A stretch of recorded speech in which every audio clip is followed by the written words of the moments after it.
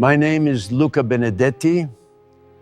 I am 94 years old, and this violin has been waiting over 70 years to be heard.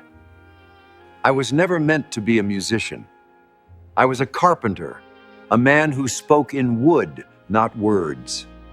But my wife, Elena, she was the sound in my silence.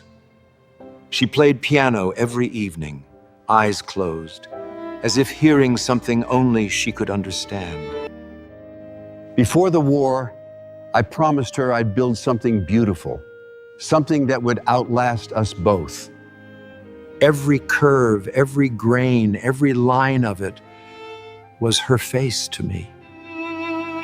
So I carved a violin from chairwood beams in my father's workshop.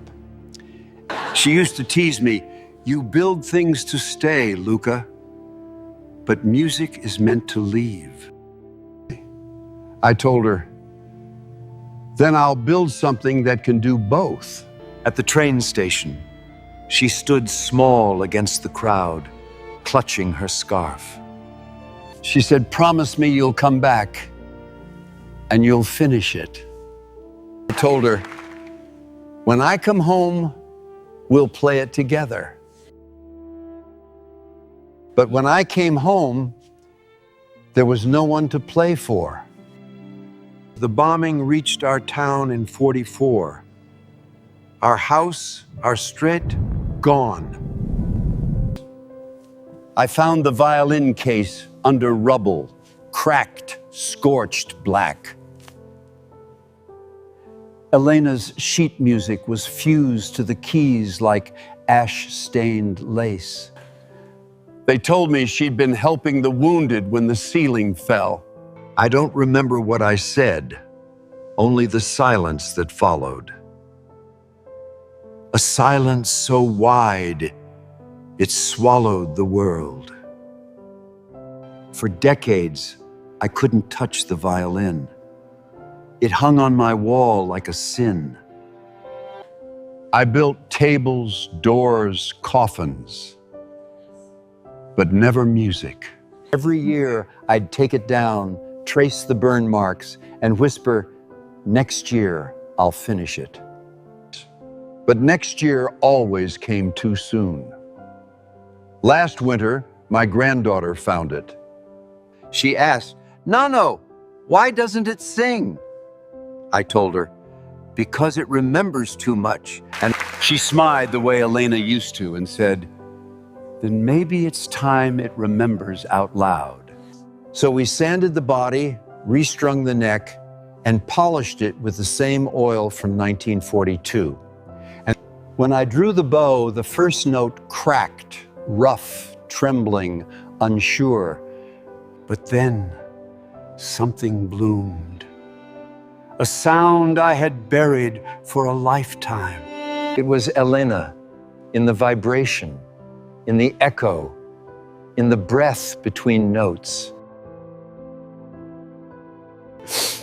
I wept until I couldn't hold the bow anymore. Tonight, I'll play it properly.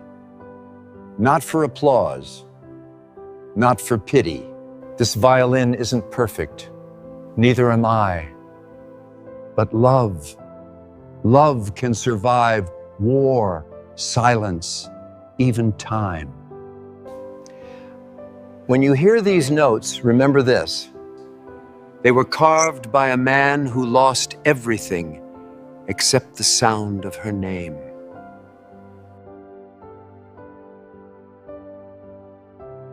All I can say is best of luck.